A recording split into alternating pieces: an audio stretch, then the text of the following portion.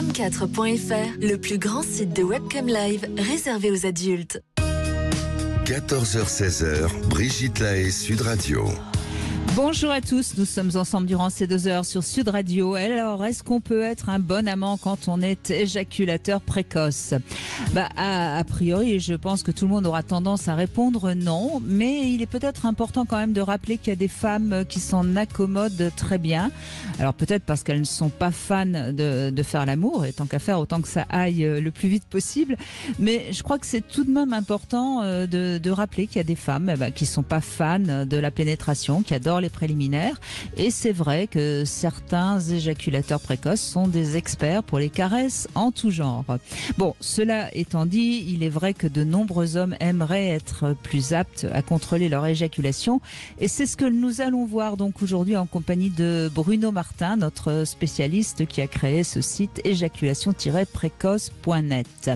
Alors dans ce site, il propose des exercices efficaces pour retenir non pas son éjaculation mais son excitation. Il va nous dire pourquoi dans un instant, parce que c'est bien de ça dont il s'agit. Durant toutes ces 2 heures, on va vous donner des conseils pratiques, et puis si vous avez réussi par une méthode qui est la vôtre à résoudre ce problème d'éjaculer un peu plus vite que vous ne voudriez, eh bien je vous invite vraiment à venir témoigner, raconter votre petit secret au 0826 300 300. Si, en tant que femme, vous avez aidé votre partenaire, n'hésitez pas aussi à nous appeler et à nous raconter tout ça, parce que on ne le dira jamais assez.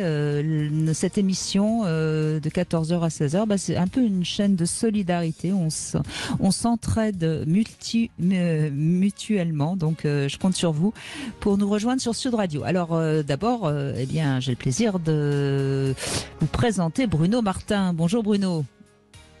Bonjour Brigitte et bonjour à tous. Merci d'être avec nous Bruno. Alors il y a longtemps que vous avez créé ce site éjaculation-précoce.net. C'était à l'époque du DVD.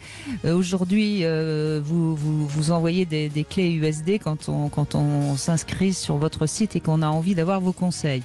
Alors exact. J'apporte une petite précision. Une petite précision. Tout de suite, bien sûr. En ce moment, pour ne pas décevoir, le site est en maintenance. Il va être changé et on aura la possibilité d'accéder bientôt à la vidéo pour la thérapie directement. Alors, mais pour l'instant, pour ceux qui auraient envie d'un conseil ou d'un autre, je confie un email qui est martinconsult@orange.fr.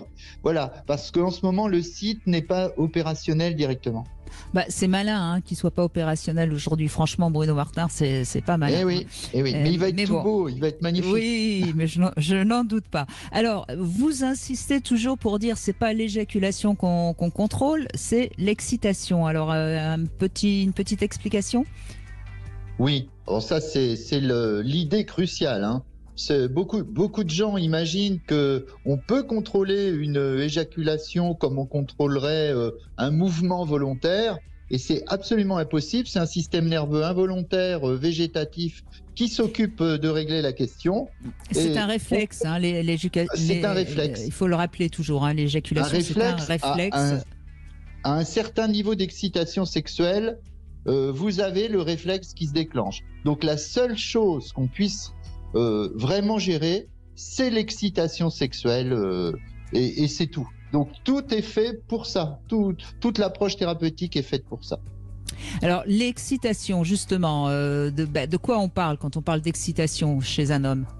Parce qu'il est excité dès qu'il voit une paire de seins ou une paire de fesses. C'est pas faux, mais on est même excité de beaucoup de choses. Les sources sont multiples. On peut être excité dans son imaginaire érotique. On peut être excité par nos perceptions, par ce que je vois, par ce que j'entends, par ce que je sens. Donc on a des multiples réservoirs d'excitation qui peuvent venir massivement envahir et déclencher la montée du niveau d'excitation et déclencher d'une manière réflexe l'éjaculation. Donc, oui, parce que à nous de faire rentrer et filtrer. Oui, parce qu'en fait, évidemment, la moindre excitation ne provoque pas une éjaculation. Ce qui provoque l'éjaculation, c'est quand l'excitation est arrivée au maximum. C'est peut-être ça Voilà. sur le point sur lequel il faut insister.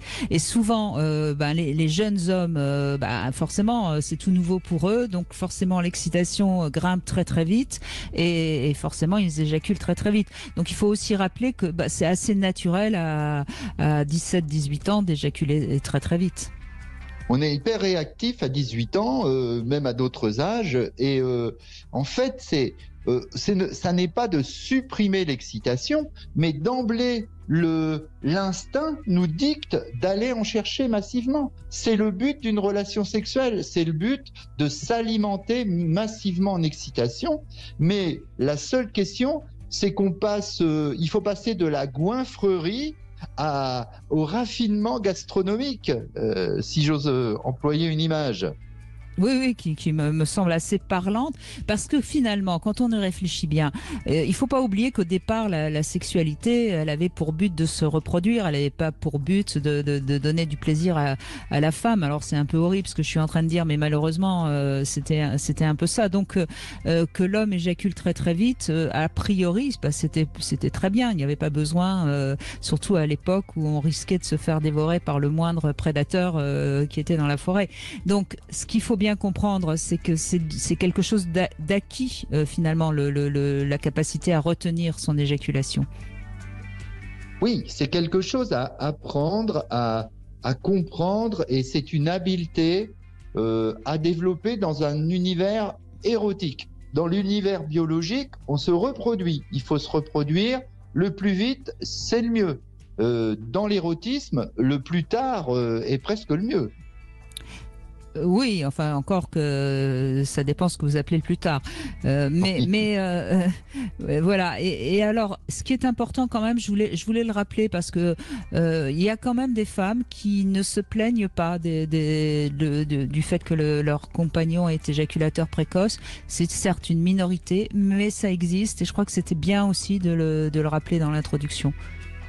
Oui, parce qu'elles ont trouvé d'autres formes d'approche du plaisir, que ce soit dans les préliminaires, que ce soit à travers des jeux masturbatoires, à travers tout ce qui est bucco-génital, et se contentent d'un rituel qui leur va parfois très bien, ou alors il y a celles qui n'ont vraiment aucun plaisir et qui se disent effectivement, le plus vite sera le mieux.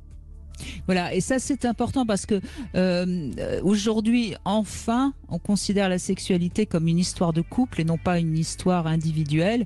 Donc, avant de savoir s'il faut changer quelque chose, c'est peut-être bien de toujours communiquer avec sa partenaire. Oui, d'ailleurs, j'allais dire, on ne peut pas ne pas communiquer parce que les réactions même non verbales de l'autre nous en disent parfois long. Oui, mais enfin, je ne serais pas aussi positif que vous, Bruno. On sait très bien que ça communique pas tant que ça sur la sexualité dans les couples, hein. Oui, oui. Bon, en tout cas, j'insisterai sur le fait de communiquer, surtout au moment de la sexualité. J'insiste beaucoup sur ce point-là, parce que faire des petites conférences de presse le midi à table ou le soir, ou alors il faut qu'on parle, souvent ça rend les choses hyper tendues, angoissantes, et moi je pense que la meilleure façon d'en parler, c'est quand on fait l'amour. vous croyez, parce que ça c'est un sujet sur lequel tous les sexothérapeutes ne sont pas d'accord. Pour vous, on parle de sexualité au moment où on est en train de faire l'amour. Alors, on n'en parle pas d'une manière académique, on fait comprendre. C'est là qu'il faut communiquer ses envies, ses petites idées, ses petits fantasmes qu'on aimerait bien. Alors, pas que verbalement, c'est-à-dire en se bougeant, en faisant des tas de choses, mais c'est les moments où on est le mieux en complicité et en excitation que les choses passent le mieux possible. Et on ose plus d'ailleurs. D'accord, donc une femme qui est avec un éjaculateur précoce et qui donc tout d'un coup éjacule, il faut qu'elle dise « Ah, déjà, c'est un peu tôt mon chéri », c'est ça? On peut le dire d'une manière plus, je sais pas, c'est merveilleux de faire l'amour avec toi, c'est tellement bon que je préférerais que Ça d'une dure plus manière ou longtemps. d'une autre, ça dure plus longtemps, quoi. C'est tout, on n'est pas obligé de casser les gens, on peut aussi les encourager. Bon, vous aviez remarqué que c'était quand même une preuve d'humour, Oui, Bruno Martin. j'imagine. Bon, en tout cas, c'est Pierre dans un instant qui va nous donner ses petits secrets et vous pouvez vous aussi nous rejoindre au 0826 300 300. À tout de suite. 14h-16h, Brigitte Lahaie, Sud Radio.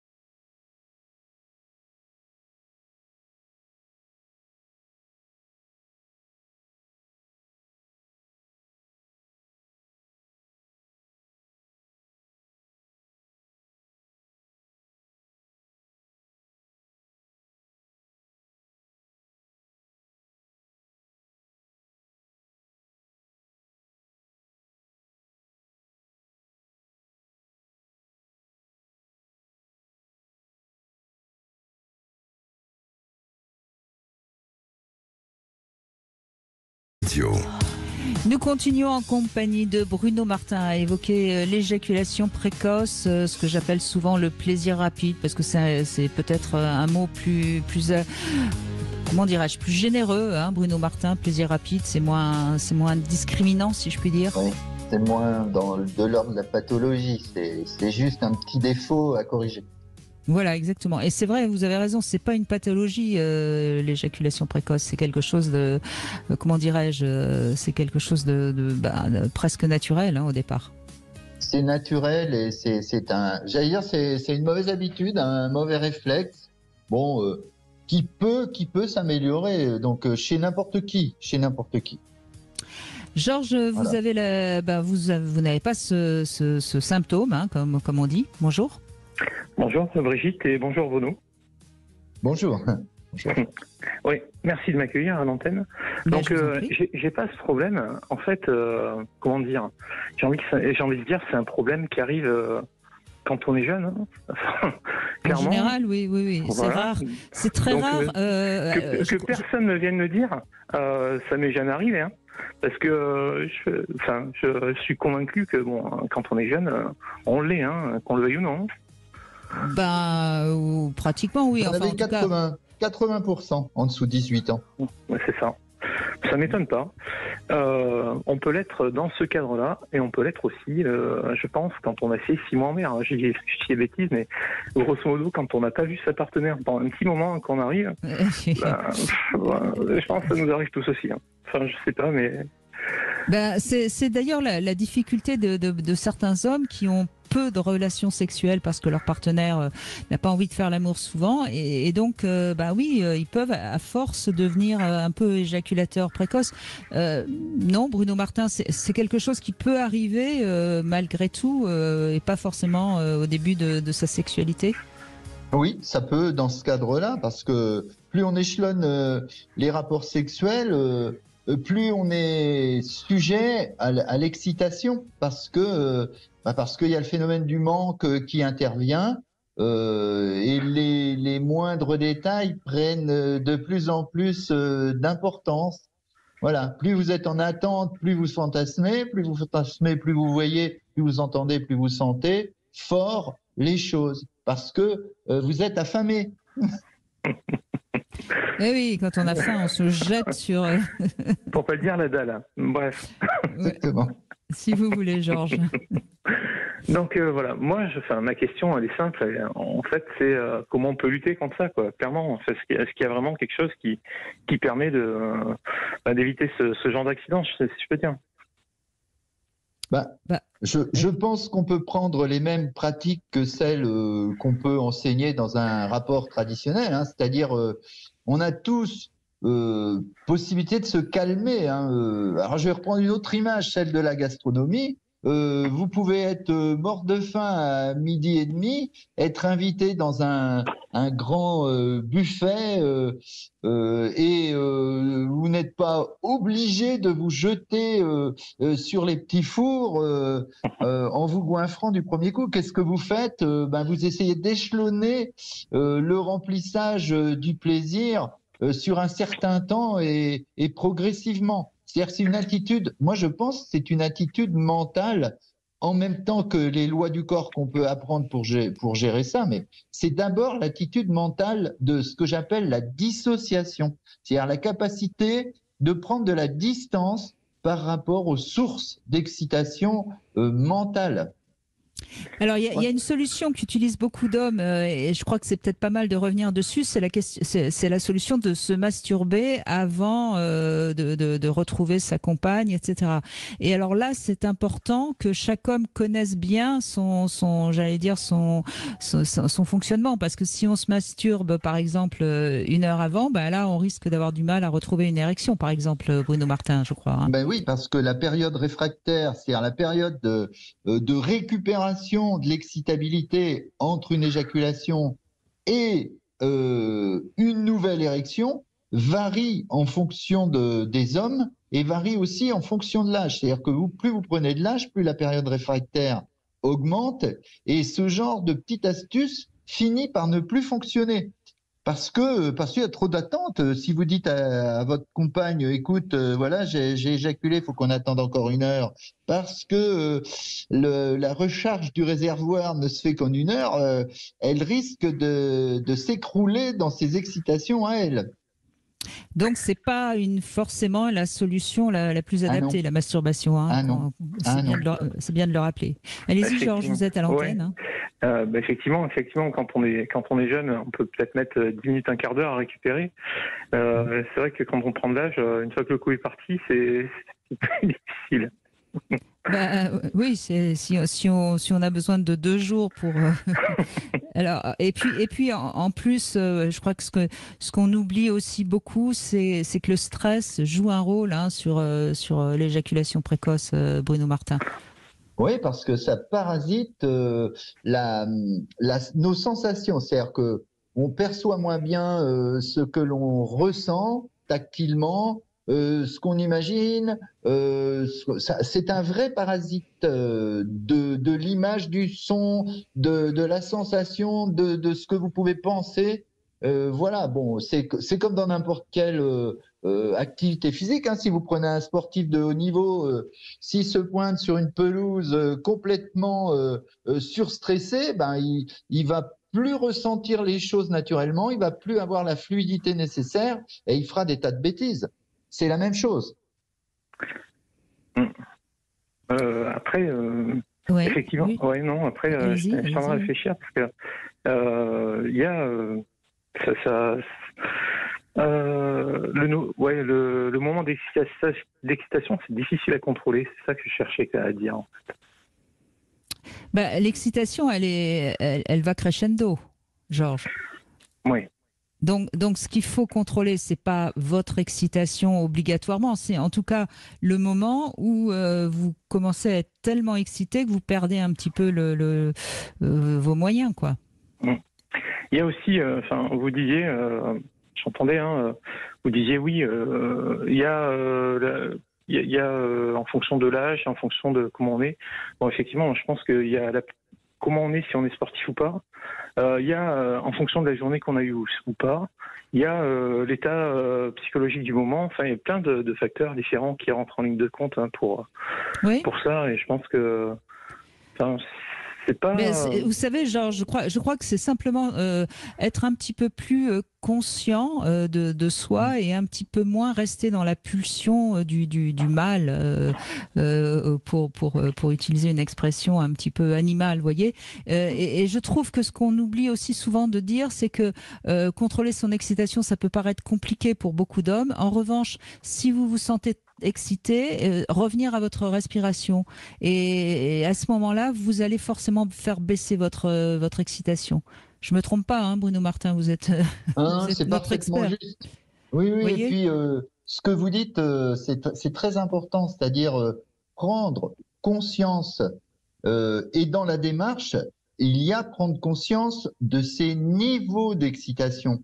Georges disait tout à l'heure, moi j'ai du mal à concevoir mes niveaux d'excitation et c'est tout à fait une des étapes. C'est-à-dire, il faut absolument avoir une conscience de son niveau d'excitation, je sais pas, 5 sur 10, 6 sur 10, 8 sur 10. Et bien sûr que quand on fait l'amour instinctivement à 18 ans, on est bien loin de cette idée-là. On est complètement aux antipodes. On veut beaucoup d'excitation tout de suite, longtemps.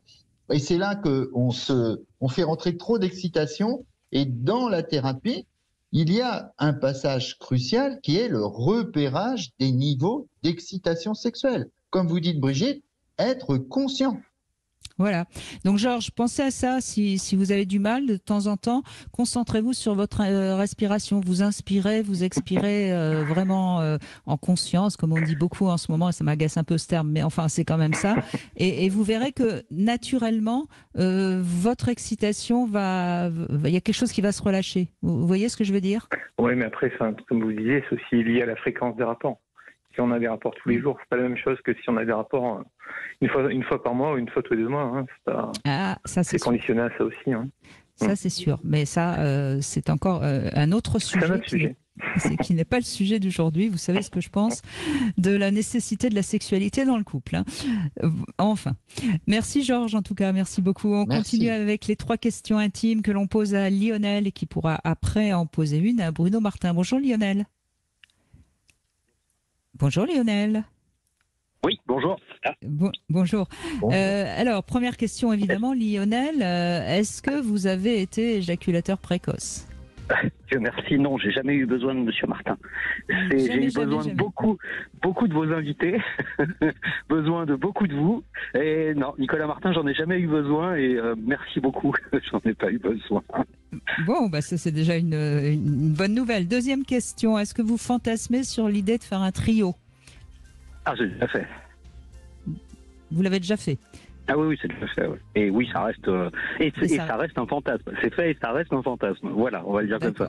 D'accord. Et troisième question, est-ce que vous avez plutôt eu 1 ou 100 partenaires ? 100. 100. D'accord. Ah oui, 100. Ouais, non, pas un.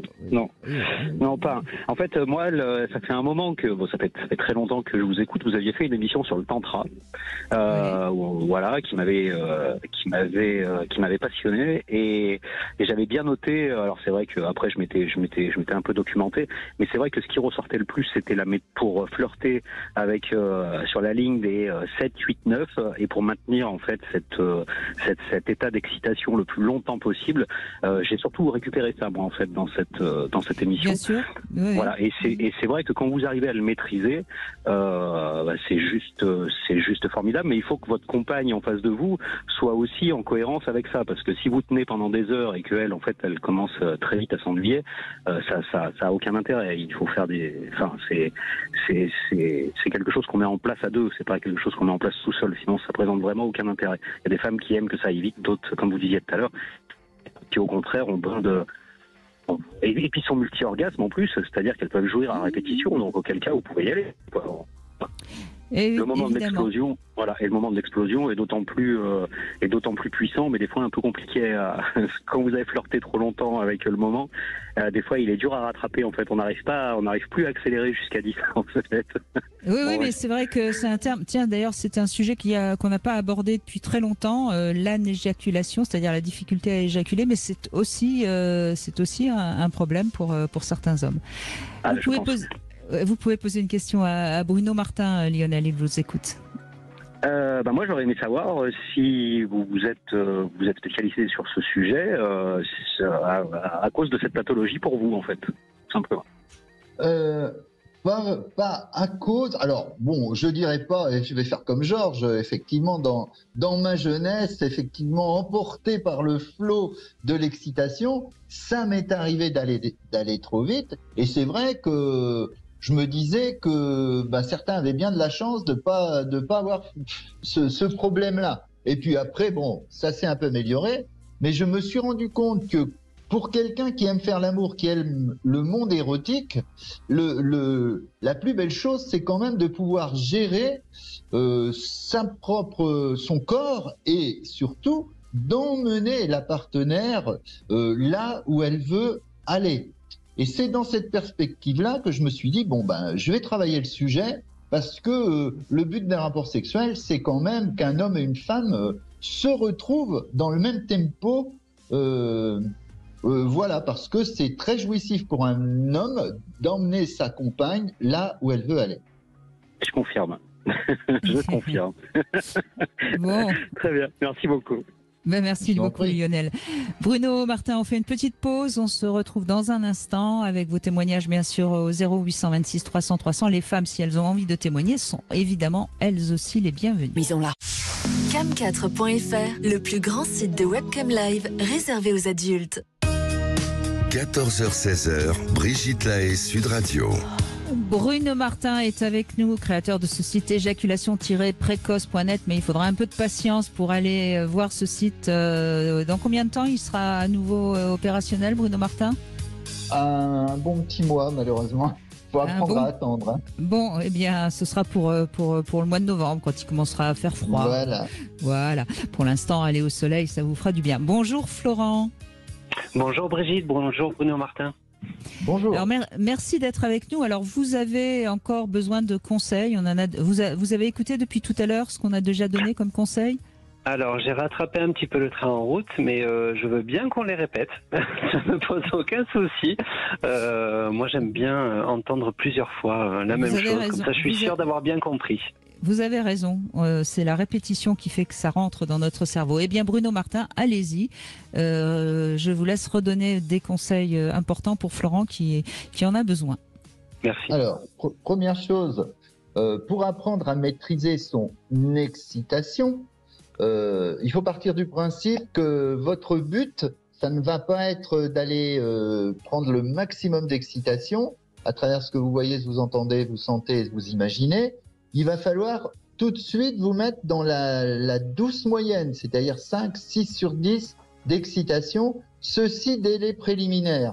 En apprenant, comme disait Brigitte, à respirer calmement, lentement, régulièrement, abdominalement, avec le ventre, en relâchant les tensions musculaires et surtout dans l'état d'esprit d'utiliser votre corps comme un outil et un accessoire au service du féminin et non comme je vais être une grande antenne qui capte absolument tout ce qui est excitant.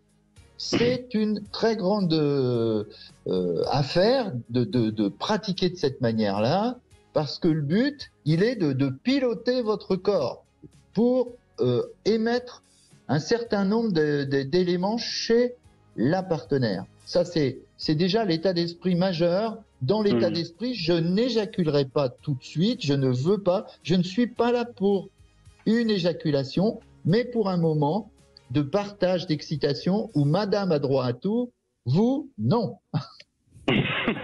Ok. Alors... c'est dans l'air du temps, hein, Florent. Oui, mais, oui, tout à fait. Ce qu'on n'a pas dit... Oui, pardon, allez-y. Non, allez-y. En fait, voilà, sur cet axe-là du plaisir, j'ai bien compris les tenants et les aboutissants. Moi, c'était lié plutôt à une problématique de stress. Voilà, de la performance, du temps, tout ça quand j'étais plus jeune. Alors avec le temps, c'est passé et j'ai changé de compagne, de partenaire et je me suis aperçu que ce stress est revenu. Et ce stress serait plus lié pour les mêmes raisons à la performance, au temps, ni vraiment à l'excitation de la nouveauté, même si je le suis, hein, j'en suis bien conscient. Mais enfin, c'est un peu dans l'air du temps de tout partager sur les réseaux. Alors je sais que ma compagne ne partage pas tout sur les réseaux, mais elle partage avec son réseau social d'amis, voilà, de vive voix. Et je sais que c'est quelque chose qui me stresse beaucoup, ce genre de petite conversation au moment du café. Et enfin, j'ai l'impression qu'on est plusieurs dans le lit à ce moment-là à observer ce qui se passe, alors qu'on n'est que deux, vous voyez ? Oui, bien sûr. Mais alors, je crois quand même, dans votre cas, Florence, si vous parlez de stress, la question de la respiration, elle est essentielle pour vous. C'est-à-dire que plus vous allez, au moment où vous entamez, si je puis dire, le rapport, même un tout petit peu en amont, c'est apprendre à bien respirer profondément avec votre bassin. C'est-à-dire réellement, presque mentalement, inspirer, expirer et essayer de ralentir votre respiration. Ça va vous donner une sensation d'abord de confort et ça va évacuer un peu le stress. Et ensuite, ça va vous mobiliser votre concentration dans votre bassin. Et on sait très bien que les mouvements de bassin vont accélérer l'éjaculation ou au contraire la ralentir. Plus vous allez avoir une conscience de votre bassin et vous allez éviter des mouvements trop saccadés, plus vous arriverez à retenir votre éjaculation. Bruno Martin, je vous laisse confirmer tout ce que je viens de dire. C'est tout à fait exact, hein, c'est-à-dire le relâchement musculaire, la respiration calme, lente, régulière, etc. Et surtout l'idée que dès le départ, moi je pense que la plupart des hommes essaient de ralentir beaucoup trop tardivement. Beaucoup trop tardivement. Oui. C'est d'entrer dès les préliminaires. On va s'amuser à rester à distance, jouer au chat, à la souris, vous emmener votre proie là où vous voulez, voilà, en restant un petit peu extérieur, spectateur extérieur de la situation. Maintenant, si j'ai bien compris notre auditeur, c'est qu'il a quand même une peur d'être évalué, noté, étalonné, parce que sa compagne a tendance à être un petit peu dans la communication et être comparé, c'est toujours désagréable. Mais moi, je vous invite à rester vous-même, c'est-à-dire que il n'y a pas deux hommes pareils, deux femmes pareilles. Et si vous avez envie de jouer avec votre inspiration, jouez parce que vous avez une personnalité propre, vous avez un érotisme tout à fait particulier. Jouez avec ça, votre singularité.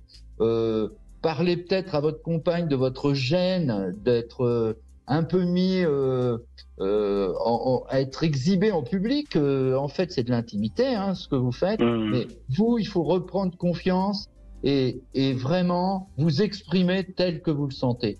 Parce que voilà, vous êtes incomparable, on est unique, basta. Hein. Et puis rappelez-vous Florent que ça marchait bien avec votre ex, donc il n'y a pas de raison que ça ne marche pas à nouveau bien. Vous voyez, c'est juste parce que vous avez un peu l'impression d'être mis sur la sellette, mais rappelez-vous que ça marchait bien, et donc si ça marchait bien, il n'y a pas de raison que ça remarche pas bien. Et si vous avez l'impression que ça s'améliore pas, posez-vous la question de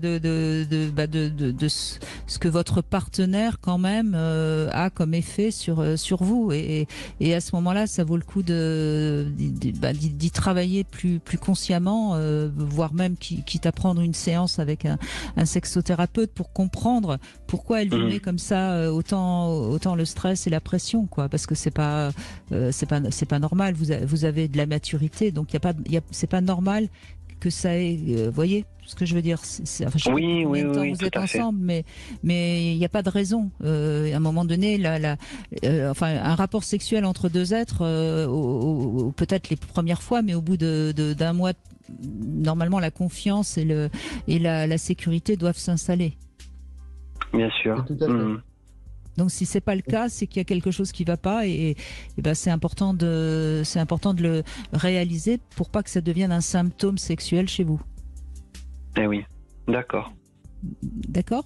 Ça, c'est important. Et puis c'est important pour tout d'ailleurs, que ce soit la panne d'érection, l'éjaculation précoce, le vaginisme.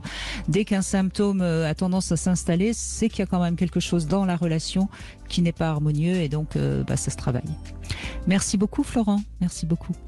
Alors on va continuer évidemment après les infos, mais bien sûr il y a la petite devinette du jour. On parle de l'expérience cette semaine, et alors voilà ce que je vous propose. Pourquoi on dit que l'expérience parfois peut être comparée à un peigne? Bruno Martin, je vous laisse le temps des infos pour trouver la réponse. On se retrouve tout de suite. Bonne journée à tous. 14h-16h, Brigitte Lahaie, Sud Radio. Et nous allons tenir encore une heure avec Bruno Martin, notre spécialiste au sujet du plaisir rapide, qui justement sera moins rapide grâce à lui. Vous êtes psychosomaticien et vous avez également créé ce site éjaculation-précoce.net. On va continuer à en parler avec David qui nous a rejoint, mais d'abord, pourquoi on pourrait comparer l'expérience avec un peigne, Bruno Martin ? Moi, je dirais comme ça, pour avoir l'air présentable, il faut passer et repasser un certain nombre de fois. Non, mais c'est tout simplement parce que l'expérience, quand on considère un chauve, eh bien, c'est comme un peigne pour un chauve. Voilà pourquoi on peut la comparer à un peigne. Ah, d'accord. L'expérience, c'est un peigne pour les chauves. C'est-à-dire que l'expérience, en fait, elle ne sert pas à grand-chose en règle générale. Bonjour David. Bonjour à vous. Merci d'être avec nous. Alors, vous avez envie un petit peu de philosopher, si je puis dire, avec nous. C'est intéressant, allez-y, je vous écoute. Oui, moi j'aimerais qu'on aborde l'angle de l'éjaculation précoce autrement. Ça fait partie de la nature humaine. Hein.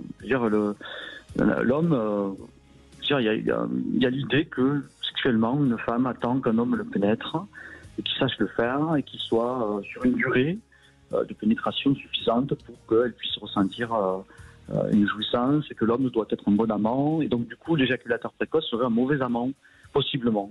Et je ne suis pas d'accord du tout. Je pense que, justement, c'est des idées reçues. Je veux dire, alors, au début de la vie sexuelle, l'éjaculation précoce, ça peut arriver, voilà, parce qu'on peut avoir une hypersensibilité. Justement, au contraire, je trouve ça très touchant. Et moi, ce que j'ai envie d'amener comme réflexion, c'est est-ce que c'est pas aussi aux femmes de se remettre en cause sur ce qu'elles attendent, de l'idée qu'elles ont de ce qu'on leur a mis dans la tête, des clichés de ce qu'est un homme. Voilà. Il y a des hommes qui ont une sensibilité, et c'est très bien, et qui peuvent être amenés à jouir rapidement. Et l'acte sexuel, c'est aussi à elle de l'inventer avec cet homme-là, d'être à son écoute, parce que justement, et c'est la base d'une relation sexuelle, c'est du respect, c'est de connaître ses frontières, connaître l'autonomie sexuelle aussi, de ce qu'on peut faire ensemble ou pas, et pas toujours dramatiser l'éjaculation précoce comme le stigmatiser pour dire que c'est un drame, que c'est une pathologie. Pourquoi ne pas l'envisager sous l'angle tout simplement d'une nature humaine sensible, qui mérite du respect, qui mérite de l'écoute, hein, et que la femme justement doit apprendre à avoir une sexualité qui soit différente, tout simplement. Il n'y a pas toujours l'art de la pénétration. La pénétration fait partie d'un acte sexuel, mais on peut faire plein de choses avec un homme. On peut le caresser, et puis avoir des préliminaires qui soient longs aussi. Et puis l'homme est souvent en pression d'exister avec une éjaculation qui soit retenue, justement pour démontrer qu'il performe. Et je trouve ça triste, en fait. Oui, mais votre avis se défend. D'ailleurs, je l'ai dit en introduisant ce sujet, David, qu'il y avait des femmes à qui ça allait très très bien, que le coït ne dure pas longtemps. Et puis, on a eu également le témoignage de Georges, je crois, hein, qui racontait que sa partenaire, elle utilisait un god pour subvenir à son besoin d'être pénétré plus longtemps. Donc oui, mais néanmoins, si un éjaculateur précoce est avec une femme qui a besoin pour arriver à un orgasme d'une pénétration longue, ça sera difficile quand même. Oui, mais moi je renverse la question. Moi, ça m'est arrivé d'avoir une partenaire féminine qui jouissait en 3 minutes, même pas 1 minute et demie, à partir du moment où je lui mettais un doigt, voilà, je la doigtais, et elle avait des spasmes de jouissance très forts. Et puis elle était presque soulagée, elle était presque apaisée de ce geste-là, avec mes doigts, sans que je puisse aller jusqu'à la pénétration, justement, parce qu'elle avait déjà reçu tellement de préliminaires qu'elle avait déjà joui, si vous voulez. Et moi-même, ça me frustrait. Je me disais, mais à ce moment-là, j'ai un acte qui raccourcit, et à ce moment-là, je vais la juger et dire que j'y trouve pas mon compte sexuellement. Alors, si je comprends bien votre témoignage, vous voulez dire, David, et ça c'est, je pense, intéressant, vous voulez dire que finalement, on va critiquer quand l'homme éjacule trop vite, quand il a des pannes, etc. Mais en fait, on critique jamais les femmes qui ont une sexualité qui convient pas à leur partenaire. C'est un peu ça. Alors attendez, Brigitte, mais je vais le dire sous forme peut-être caricaturale pour justement être pédagogique. Et moi, j'invite les femmes à être un peu plus imaginatives, un peu plus créatives, hein, être un peu plus, le sexe, c'est pas l'homme qui arrive et qui s'occupe d'elle et qui sont princesses, là, comme des étoiles de mer au lit, et l'homme qui doit inventer un élan. Et puis non, je suis désolé, il peut arriver à des hommes qui ont besoin aussi de femmes qui soient plus patientes, qui ont une connaissance meilleure que du sexe. Ça existe, il y a des femmes qui savent faire du sexe mieux que nous, qui ont une connaissance de leur corps, qui savent nous amener dans des univers sexuels différents, avec des sextoys, avec des caresses, avec le tantrisme par exemple, c'est des pratiques sexuelles qui sont extraordinaires. Il y a plein de façons de faire du sexe, et je trouve qu'on est archaïque en France sur l'idée qu'un acte sexuel, il n'y a pas qu'en France, hein, David. Je crois qu'on est encore dans une norme bien un peu de préliminaire, hop, une pénétration et hop au lit, hein, je crois. Bruno Martin, qu'est-ce que vous avez envie de dire à David en tant qu'homme, justement? Alors, ce qu'il évoque, c'est quand même une piste très intéressante, hein. C'est vrai que ce qui fait la plupart du temps la panique ou qui fait acquérir des défauts, c'est bien parce qu'on a dans la tête une espèce d'équation excitation, érection, pénétration, éjaculation. Ça, c'est la base, le stéréotype, aussi bien masculin que féminin, hein, voilà. Hein. C'est vrai aussi qu'il y a des femmes qui vont très très vite et là on n'en parle pas, des orgasmiques précoces et qui peuvent laisser certains hommes un peu étonnés Sur leur faim, ou frustrés. Maintenant, c'est vrai qu'on peut avoir des tonnes de sources d'excitation érotique. Malgré tout, on n'enlèvera pas de l'imagerie sexuelle humaine le fait qu'une pénétration est aussi un acte de haut degré d'intensité d'excitation. Ça, on ne peut pas tellement en faire l'économie. On peut tout à fait élargir toutes les autres activités, effectivement, parce que ça montre qu'on peut obtenir du plaisir autrement. D'ailleurs, dans la petite thérapie potentielle qu'on propose, il y a d'abord le fait de revenir sur 4 semaines à des activités qui interdisent d'entrée de jeu des pénétrations. Parce que la pénétration déclenche beaucoup d'anxiété de performance et les hommes perdent un petit peu le fil de ce qu'ils ont appris. Donc moi je les incite vraiment à rétrograder et à remonter dans des activités sexuelles diverses et variées comme notre auditeur nous les propose pour justement démystifier, se retrouver dans des niveaux de complicité et d'intimité élevés qui permettent de bien mieux acquérir les bons réflexes qu'on lui propose, les nouveaux apprentissages. Et c'est intéressant de revenir à des jeux progressifs jusqu'à la pénétration, dont il est quand même assez difficile dans un couple de faire l'économie. Oui, mais alors, excusez-moi si je peux me permettre. Brigitte, oui, merci. Bien sûr, David, bien sûr. La parole est libre sur cette radio et on est vraiment en direct. Et là, je vais dire quelque chose. Je veux dire, si on devait faire l'amour ensemble un jour, Brigitte, il n'est pas dit du tout que je vous pénètre. Mais c'est écrit où ça? Et pourquoi pas les femmes pénétreraient aussi les hommes avec des doigts au niveau de l'anus? On sait très bien qu'on adore se faire tripoter à cet endroit, mais il y a un tabou là-dessus. Et la pénétration n'est pas un acte. Je veux dire, la pénétration, par exemple, une fellation sur un homme, il y a certains hommes qui sont totalement épanouis avec des femmes qui savent bien faire cet acte-là et qui n'ont pas forcément besoin de vivre une pénétration. Et la femme peut être très heureuse aussi.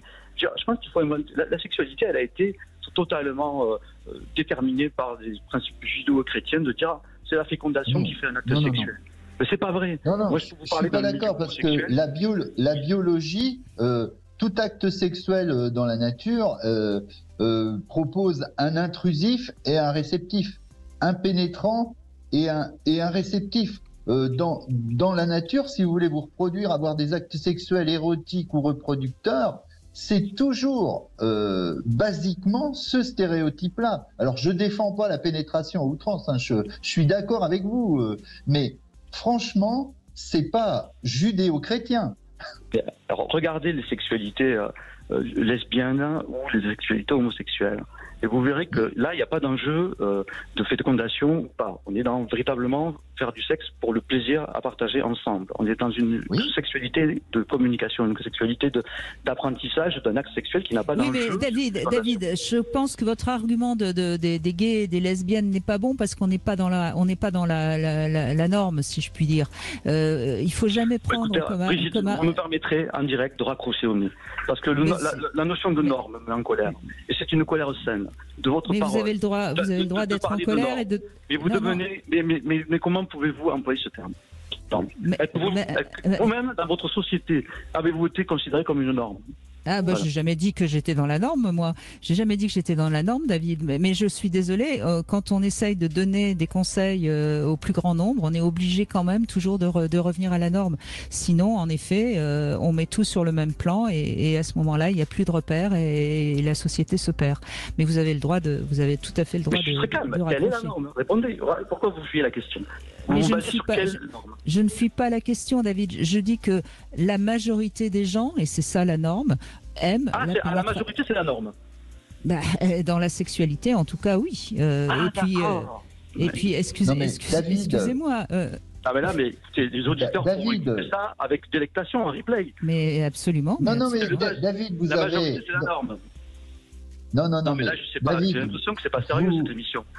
Il faut travailler un peu plus les sujets. Étudier la sexologie, David. Étudier la sexologie. Non, mais David, vous avez vous avez une thèse qui se défend tout à fait, David. On est d'accord avec Brigitte. Il n'y a pas de problème sur le fait que on voit souvent la sexualité par le petit bout de la lorgnette. On est d'accord qu'il y a des milliers de pistes érotiques à explorer.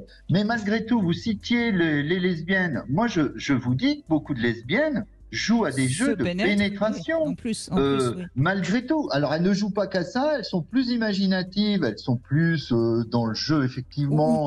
Ou pas d'ailleurs. Dans l'écoute. Ou pas d'ailleurs. Franchement, ça fait partie d'une donnée biologique à la base qu'on a instituée effectivement peut-être beaucoup trop en normes stéréotypées. Vous avez raison. On peut s'amuser à des tas de choses, mais on ne peut pas faire l'économie dans son érotisme toujours de cette pénétration. Bon, on peut faire le tour par des milliers de jeux, c'est clair. Mais on est globalement d'accord. Il ne faut pas vous énerver. Non, mais et puis même, on a le droit de pas être d'accord. Moi, je suis pas complètement d'accord avec David et j'affirme.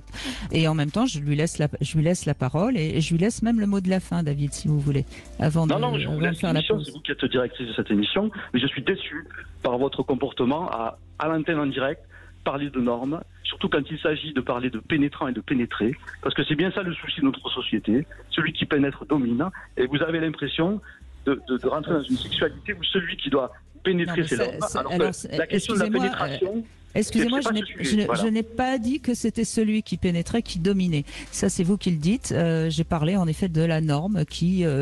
quand même dans la sexualité et souvent avec une pénétration. Je sais qu'il y a un grand courant qui veut montrer que la pénétration n'est pas nécessaire, mais c'est un courant très marginal et je crois que c'est important de le rappeler. Voilà. Mais encore une fois, regardez la dernière enquête sur la sexualité, David, et vous verrez que c'est pas ce qui l'emporte. Merci en tout cas, David, et désolé de vous décevoir, mais bon, je tiens à respecter ce genre de propos. On va continuer dans un instant avec Tom qui, je crois, veut réagir aussi au témoignage de David. Et vous avez le droit, évidemment, de réagir aussi. Est-ce que vous considérez qu'il ne devrait pas y avoir de normes dans la sexualité? Tiens, voilà un vrai sujet qu'on pourrait aborder également. On fait une petite pause, Bruno Martin, et on se retrouve dans un instant. 14h-16h, Brigitte Lahaie, Sud Radio. On continue avec Bruno Martin, on évoque l'éjaculation précoce et puis on retrouve Tom. Je crois que vous voulez réagir également, Tom, à ce que David nous disait. On vous écoute. Oui, bonjour Brigitte, bonjour Bruno. Effectivement, je voulais réagir à propos de David. Alors déjà, je vais réagir par rapport à comment s'est terminé son témoignage. On peut être d'accord ou pas d'accord sur des choses en sexualité. C'est un sujet qui est tellement vaste. En tout cas, je pense parler au nom d'un grand nombre de personnes. Moi, personnellement, vous ne m'avez jamais déçu, ni vos différentes intervenants. Voilà, c'est tellement vaste qu'on peut être d'accord ou pas, mais déception, non, jamais. Voilà, je voulais juste dire ça par rapport à la fin. Et ce sur quoi je voulais réagir par rapport à David, c'est au début, j'avais bien aimé un petit peu quand il parlait des femmes qui peuvent avoir des orgasmes très rapidement. Et en soi, personnellement, ça m'a jamais dérangé qu'une femme orgasme rapidement, tant qu'elle a toujours envie de jouer derrière. Si une femme orgasme au bout de 3 minutes et qu'elle s'en va, alors oui, là, c'est une déception totale. Mais c'est comme un homme. Je pense qu'un homme qui va avoir une éjaculation précoce, il se sent mal, il n'a pas forcé, il aimerait bien continuer, il va essayer peut-être de compenser par d'autres choses. Alors, ça c'est exactement, vous avez absolument raison, parce qu'en effet, un homme qui éjacule très vite, ça peut arriver. S'il se lève, il va prendre sa douche et qu'il laisse la femme un peu en plan, elle sera mécontente. S'il s'occupe d'elle après, elle sera peut-être que ça n'aura pas d'importance. Donc vous avez raison, c'est valable dans les deux sens. Tout à fait. Et c'est vrai que pratiquant un peu le libertinage, effectivement, on peut voir des femmes qui peuvent orgasmer rapidement et qui s'en vont. Et donc là, ça laisse vraiment une frustration. Mais sinon, si moi j'ai essayé de chercher par rapport à l'éjaculation précoce dans ma vie, et j'ai retrouvé une situation qui m'est arrivée comme ça, où une fois, alors éjaculation précoce, peut-être pas forcément, mais au bout de 3 minutes, j'avais joui. Et je me suis rendu compte, parce que c'était la première fois que je couchais vraiment avec une femme qui connaissait la sexualité. Pourtant, j'avais eu 5 ans, 6 ans de relation avant, avec de la sexualité. Et là, je suis tombé sur une femme qui a pris le contrôle, qui m'a déhanché quelque chose. Et là, je me suis vraiment retrouvé comme un con. Et là, j'étais très, très mal. Voilà. Non, mais en fait, Tom, c'est certainement parce que à ce moment-là, vous étiez tellement en confiance que vous vous êtes lâché et du coup, vous n'avez plus rien contrôlé et forcément, vous avez éjaculé très vite. C'était une grande découverte. Je me dis, tiens, pourtant, j'ai eu de la sexualité, mais pas comme ça. Et effectivement, après, ça m'est plus jamais arrivé. Et puis, c'est vrai qu'avec le libertinage, un peu comme ce qui pouvait être dit, on a beaucoup d'images à droite, à gauche. Donc, au fur et à mesure, moi, je fais plutôt l'inverse. Je mets beaucoup de temps à éjaculer. Je peux rester 1 heure, 2 heures sans éjaculer, parce qu'avec la peur peut-être de me dire je vais pas pouvoir avoir une érection derrière. Mais c'est surtout au fur et à mesure, on va s'habituer aux différents stimuli et puis contrôler peut-être, rester peut-être, comme vous disiez, dans un niveau de 5, 7, voire peut-être 8 frôlés. Et puis au fur et à mesure, de toute façon, je pense que c'est qu'en pratiquant qu'on va arriver à contrôler son éjaculation, mais c'est un réflexe. Mais c'est en pratiquant, c'est en fantasmant avec différentes images pour se construire au fur et à mesure. En tout cas, vous êtes assez en relation avec votre imaginaire érotique et donc forcément vous gérez mieux votre excitation, il me semble. Je pense que c'est peut-être ça qui est intéressant à remarquer, non, Bruno Martin? Oui. Et puis, il explique aussi quelque chose d'intéressant, c'est-à-dire que effectivement, moins on a d'anxiété, plus on est détendu, tranquille, plus on se connaît, effectivement, plus la répétition des actes, entre guillemets, se banalise. Si j'exagère, ça se banalise. C'est-à-dire que au bout de 10 minutes, 20 minutes de rapport sexuel, les sensations sont connues, reconnues, atténuées. Et là, ça permet d'attendre encore bien plus longtemps, parce que la plupart des hommes imaginent que plus on fait l'amour longtemps, plus il devient urgent d'éjaculer. Or, souvent, c'est le contraire. C'est-à-dire qu'on s'habitue aux sensations qu'on a et on peut tenir de plus en plus longtemps. Mais dans les clubs libertins, en règle générale, il y a assez peu d'éjaculateurs précoces, il me semble, non, Tom? Alors, je fréquente plus les soirées privées que les clubs libertins, mais c'est vrai que il n'y en a pas beaucoup, mais par contre, c'est vrai que des fois, je peux mais entendre certains hommes qui peuvent jouir très rapidement avec certaines partenaires, parce que justement, peut-être qu'elles leur font des choses particulières qui n'ont pas l'habitude tout le reste. Oui, la surprise peut provoquer ça, oui. Parce que c'est toujours un plaisir, et moi, je sais que personnellement, ce qui me fait peut-être tenir le plus longtemps possible, c'est le plaisir que je prends avec ma partenaire. Et j'ai envie de lui faire l'amour, j'ai envie de la baiser, j'ai envie de voyager, j'ai envie de faire tellement de choses que je veux profiter du moment tant que j'ai la chance de l'avoir. Et ça m'aide également. Ça me pousse pas à avoir une éjaculation plus rapide, mais ça me pousse à profiter davantage de mon plaisir et justement à durer le plus longtemps possible, tant que le plaisir est partagé par les deux, bien évidemment. Oui, parce qu'en règle générale, l'homme a quand même envie de faire plaisir à sa partenaire et de la voir jouir. Donc, mais souvent, il me semble, Bruno Martin, quand on reste éjaculateur précoce, c'est parce qu'on ne sait pas qu'on peut s'en sortir. C'est plus par ignorance que par égoïsme, non? Certes, oui, il y a quand même une idée reçue qui veut que certains ont eu cette qualité à la naissance de pouvoir se retenir et les autres non. Ça, c'est vraiment, il faut démystifier cette affaire-là. Tout homme normalement constitué est capable d'acquérir les comportements, les façons de penser nécessaires qui permettent de gérer l'excitation sexuelle. C'est comme le vélo. Certains vont mettre 1 semaine, d'autres vont mettre 3 mois, mais tout le monde est capable d'apprendre. Bon, merci Tom. Oui, allez-y. Si vous voulez dernière chose, par rapport au libertinage encore, je viens de me rappeler quelque chose. Je me souviens de certains hommes qui ont éjaculé très rapidement, c'est-à-dire au bout de 2-3 minutes, qui ne sont pas éjaculateurs précoces, mais par rapport à sa sensation qui était tellement forte, et ils s'en voulaient énormément. Et je me souviens, leur réaction, c'est « je suis désolé » auprès de la partenaire tout de suite. Et là, en fin de compte, c'est là où le rôle de la femme est très important.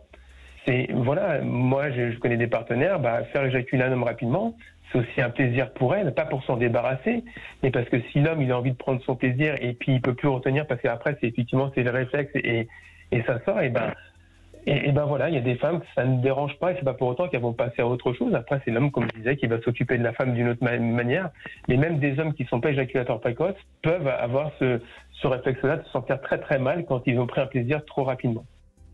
Merci beaucoup Tom, on fait une petite pause, on se retrouve pour le Love. Cam4.fr, le plus grand site de webcam live réservé aux adultes. Brigitte Lahaie, Sud Radio, le Love Conseil. Alors Bruno Martin, on en a parlé déjà de la respiration et bien voilà le Love Conseil que je propose, de respirer en chœur parce que c'est vrai que la respiration elle est essentielle pour éviter d'éjaculer, mais c'est également essentiel pour perdre le contrôle psychologique, intellectuel, si je puis dire. Et c'est vrai que la sexualité, c'est quand même aussi du lâcher-prise. Et donc, il faut en effet revenir à la respiration pour avoir une meilleure sexualité. Donc, on en a parlé pour l'éjaculation précoce, mais également pour arriver à la jouissance. Et là, évidemment, je pense plutôt aux femmes qui ont plus de mal que les hommes, malheureusement, à atteindre l'orgasme. Alors, il existe des exercices tout à fait intéressants qu'on peut faire seul, et ça, on peut le voir sur différents sites maintenant. Mais je voulais juste rappeler cette respiration quand on se trouve à quatre pattes, on creuse les reins au moment de l'inspiration et on fait le dos rond au moment de l'expiration. Et c'est un exercice qui permet de bien comprendre la respiration dans le bas-ventre et qui permet de bien ressentir également ce qui se passe au niveau de nos organes génitaux. Donc cette respiration à quatre pattes, Bruno Martin, elle peut être intéressante pour des hommes justement éjaculateurs précoces? Oui, oui, ça peut être intéressant parce que vous allez vous voyez, c'est une des techniques qui a été employée par quelqu'un pour lequel j'ai une grande admiration, qui a été un de mes professeurs, qui s'appelle Jean-Yves Dujardin, ou Desjardins, je ne me souviens plus, c'est le Canadien, et qui a inventé un petit peu toutes les grandes théories sur les thérapies de l'éjaculation précoce. Et dans ces apprentissages, il y avait ce type de respiration à quatre pattes, sur le dos. Enfin, il faisait faire un peu dans tous les sens, dont celui-là.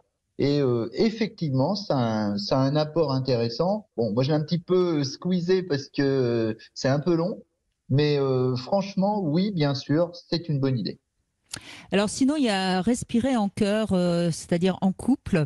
Alors soit on peut le faire assis en tailleur face à face et on respire normalement, puis après on essaye de respirer plus lentement, et puis après on essaye d'inspirer ensemble et d'expirer ensemble. On peut s'aider en appuyant sur le ventre et la poitrine du partenaire. On peut aussi laisser un temps entre l'inspiration et l'expiration, et puis on peut aussi inverser, tandis que pendant que l'un inspire, l'autre expire. Et ça, c'est assez compliqué, c'est même assez difficile, mais c'est un exercice tout à fait intéressant. Et si justement vous avez envie de tenter le tantra, eh bien pendant le coït, on apprend à respirer ensemble. Et donc c'est le même principe, c'est de respirer le plus lentement, à la fois inspirer et expirer plus lentement, et laisser du temps entre l'inspiration et l'expiration qui donne donc justement toute une intensité entre les deux corps et qui est donc un des exercices du tantra. Voilà, donc c'est vraiment important de penser à la respiration quand on veut améliorer sa sexualité, que ce soit seul ou en couple. Bruno Martin, je vous laisse peut-être ajouter quelque chose. C'est la première loi du corps qu'on travaille, c'est-à-dire vraiment savoir que cette respiration calme, lente, régulière, abdominale, est un des premiers facteurs qui va baisser le niveau d'excitabilité. Et cette respiration, n'attendez pas d'être trop élevé dans les excitations pour la pratiquer. Commencez-la dès le départ, dès les préliminaires. Et puis, on va faire un petit tour du côté de Sarlat et on va retrouver Patrick Daquet qui est en ligne avec nous et qui se retrouve à Sarlat pour ce 5e Festival international du film des traditions ancestrales et spiritualité chamanique. Bonjour Patrick Daquet, merci d'être avec nous. Bonjour Brigitte et bonjour Bruno.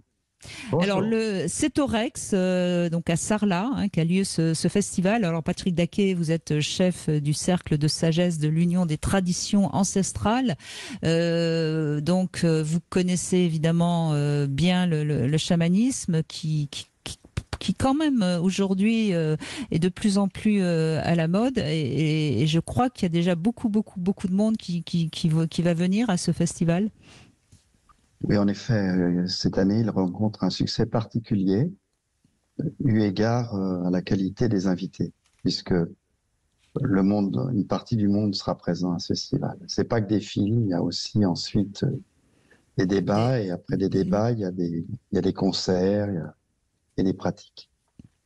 Alors il y a des films évidemment, puisque c'est au Rex, pas au Grand Rex parce que le Grand Rex c'est à Paris, pardon.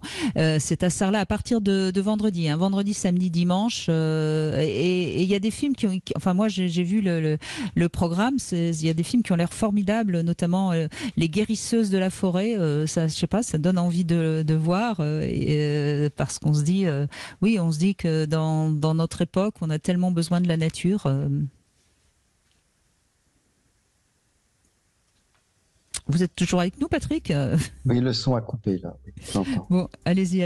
On vous écoute. Dites-nous alors, Le Guérisseuse de la forêt, c'est effectivement des invités exceptionnels, puisque c'est un film qui a été fait sur Bernadette Rebieno, qui est une guérisseuse emblématique au Gabon, en forêt gabonaise, et en lien avec les pygmées de la forêt équatoriale gabonaise.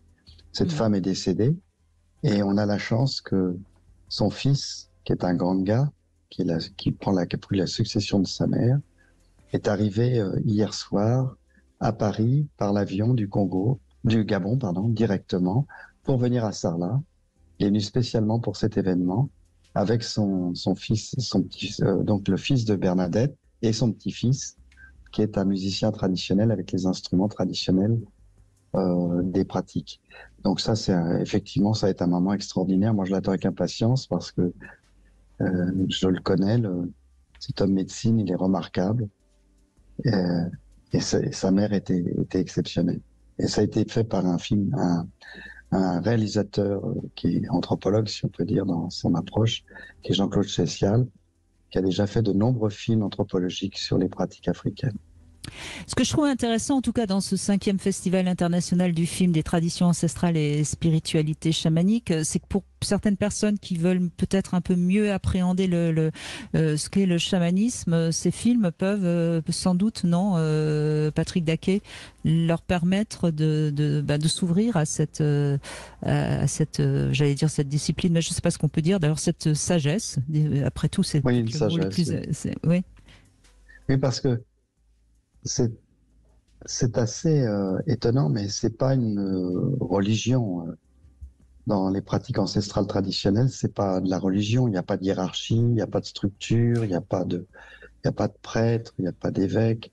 Les hommes médecines sont des hommes, ou les femmes médecines, des femmes très ordinaires, très respectées en général. Elles font partie du Conseil des Anciens. Mais voilà, elles ont une fonction, elles sont respectées, aimées. Mais ce n'est pas comme un système où avec un maître, une structure. Oui, bien sûr. C'est une spiritualité qui est très naturelle, où on retrouve sa nature par la nature, finalement. Qui est très horizontale. D'ailleurs, vous dites une chose que j'aime beaucoup, Patrick Daquet. Vous dites, il ne faut pas croire, il faut expérimenter. Et voilà. Ça, c'est tellement juste à tout niveau, d'ailleurs. Je suis fatigué des croyances. Expérimentons. Oui, les croyances, c'est... Mais en même temps, on a besoin, enfin, on le voit bien, nous qui travaillons beaucoup avec Bruno Martin aujourd'hui, particulièrement sur la sexualité, on a besoin d'être guidé, on a besoin qu'on nous indique un chemin, donc quand même. Alors ça, c'est autre chose. C'est comme quand on apprend à tailler des pierres, on va avoir affaire à un maître tailleur, un meilleur ouvrier de France il a la maîtrise de l'art. Et dans ce cas-là, il y a un grand respect, évidemment, et il y a une transmission qui s'opère. Mais c'est pas pour ça qu'on va lui mettre les pieds dans les fleurs et qu'on va lui faire une statue et se mettre en allégeance par rapport à lui. Eh bien, c'est pareil en spiritualité traditionnelle. Il y a évidemment des personnages ou des femmes ou des hommes qui sont l'incarnation de sagesse, qui transmettent, ils doivent être respectés en tant que tels, mais c'est pas une raison de se mettre comment dire, en dévotion exagérée. En fait, d'ailleurs, dans les pratiques ancestrales, on demande toujours d'aller chercher en soi l'excellence et pas de la trouver ailleurs. Bruno Martin, vous avez envie de réagir? Vous connaissez un peu le chamanisme ou vous avez envie de poser une question à Patrick Daquet? Je ne connais pas le chamanisme, j'en ai entendu parler évidemment comme tout le monde. C'est de toute façon très intéressant. Toutes les formes, vous savez, quand on s'intéresse à la psychologie, on est ouvert à toutes les formes d'interaction dans le psychisme. C'est une approche qui a été vécue par des générations, des civilisations, et ça mérite effectivement certainement l'expérience. Ça, je suis entièrement d'accord. Alors, je vais conclure par une question que je peux vous poser, Patrick Daquet, parce qu'on se connaît bien. Est-ce que le chamanisme peut améliorer la sexualité? Et en quoi, si c'est le cas? Est-ce que je suis capable de répondre à cette question? Mais oui, mais si. En tout cas, dites ce qui vous vient. Moi, comme ça, spontanément, ça nécessiterait que j'aille 2 heures pour sortir une copie. Mais je dirais oui, parce que finalement, cette relation à la nature, cette filiation naturelle, ça aide quand même à être... ça retire beaucoup d'inhibitions, beaucoup de croyances, beaucoup de systèmes, beaucoup de traumatismes finalement. Ce que je veux dire pour répondre à cette question en élargissant, c'est que dans les pratiques ancestrales, il n'y a pas de hiérarchie finalement entre les différents éléments. Et d'une manière générale, tout est l'expression d'un même tout. Et le fait qu'il n'y ait pas de hiérarchie, ça évite l'effet de domination, l'effet d'être maître, l'autre soumis. Et je pense que dans la sexualité, c'est cette relation égalitaire qu'il y a comme cela, de simplicité, va favoriser une sexualité épanouie, puisque en fait, il y a beaucoup moins d'enjeux, il y a beaucoup moins de pression. D'accord. Merci de cette réponse, Patrick Daquet. C'est à Sarlat, ça commence vendredi, le vendredi, samedi, dimanche. Si vous avez envie de voir quelques films, si vous avez envie d'assister à des débats, c'est le 5e Festival international du film des traditions ancestrales et spiritualité chamanique. Vous pouvez également aller sur le site cercledesagesse.com. Merci beaucoup, Patrick Daquet, et bon festival. On se retrouve dans un instant avec Pauline, Bruno Martin. Cam4.fr, le plus grand site de webcam live réservé aux adultes. 14h-16h, Brigitte Lahaie, Sud Radio. Bruno Martin est toujours avec nous, psychosomaticien. On évoque aujourd'hui l'éjaculation précoce. Et puis c'est bien, on va terminer par une femme qui va pouvoir également nous donner son avis, bien que je pense, Pauline, si j'ai bien compris, que votre partenaire actuel n'avait pas cette problématique. Bonjour Pauline. Bonjour Bruno.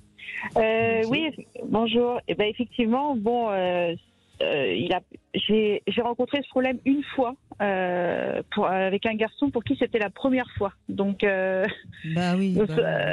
il était un peu ému. Bon, ok. Les autres, non.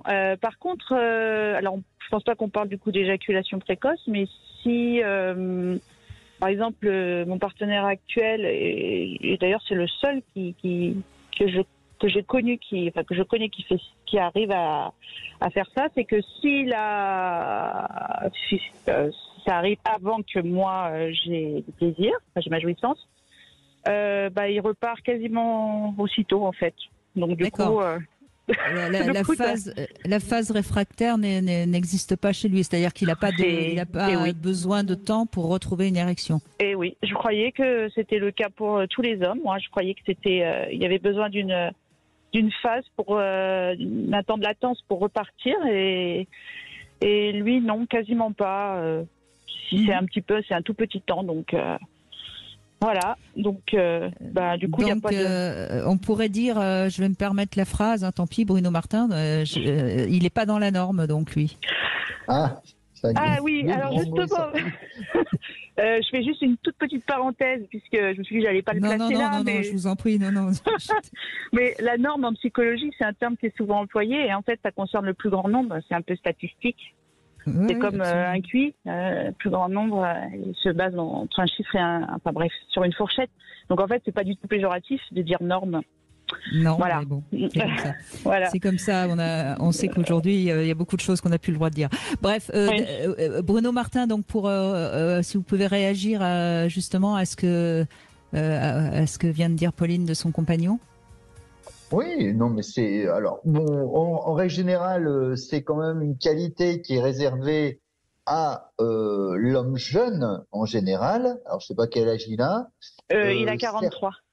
ah, il n'est pas si jeune que ça, oui, bah c'est bien, c'est qu'il est en pleine forme. Eh oui. Il est en pleine forme, il a un bon taux de testostérone, il a un gros Oui, oui. imaginaire érotique, il Ouais. n'a pas de problème de circulation, il est en pleine forme physique, Je vais il lui vous faire écouter. désire très Oui. très fortement, vous êtes une grande source d'excitation pour lui. Bon, voilà, sa période réfractaire est raccourcie. Mais c'est vrai qu'avec le temps, en règle générale, on part un peu dans l'autre sens. Et il faut se méfier de ce don naturel parce qu'un jour, il peut vous faire défaut. Donc, il faut commencer à savoir gérer l'excitation pour ne pas un jour être devant le fait accompli. J'ai éjaculé et malheureusement, j'ai pas d'érection qui revient Ouais. immédiatement. Oui, mais c'est rare de toute façon qu'il ait ce problème visiblement. Oui. Oui. Non, Donc, non, il n'y a pas de. Enfin, c'est le seul que je connais comme ça. Les autres, il y a toujours un temps de latence. Oui. Mais en tout cas, il y avait par rapport. J'ai pas écouté le début de l'émission, mais c'est vrai que les femmes, elles ont leur importance dans cette situation.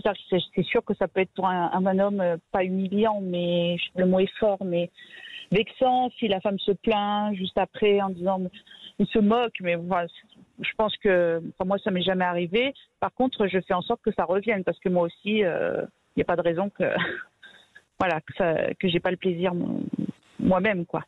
Voilà.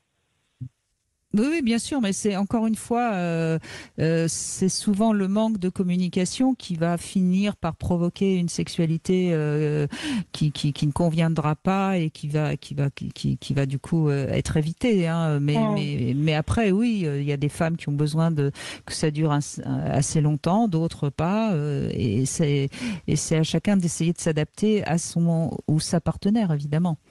Donc vous avez visiblement toujours eu des partenaires plutôt capables de se... Oui.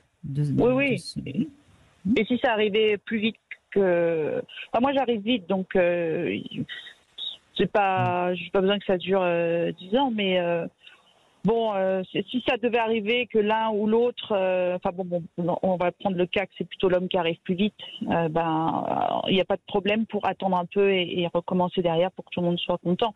Par contre, faire autre chose, vous parliez, je crois, de prendre son plaisir autrement, etc. Alors moi, en ce qui me concerne, je veux que ce soit de la pénétration, voilà, pour avoir le plaisir que je veux, même si je peux le prendre autrement. Je serais, je pense, frustrée de...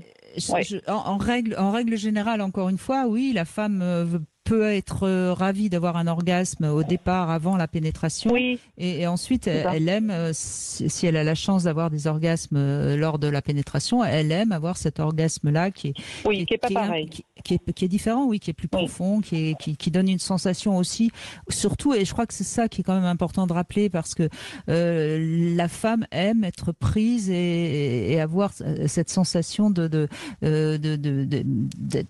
dans la jouissance grâce au pénis. Enfin, je veux dire, c'est quelque chose qui est quand même assez marqué dans la fantasmatique féminine, même si c'est pas le cas, encore une fois, de toutes les femmes, mais la majorité, c'est le cas pour la majorité des femmes qui aiment la sexualité. Voilà, parce qu'il faut faire attention aussi de certains discours qu'on entend aujourd'hui qui sont tenus par des personnes qui n'aiment pas le sexe.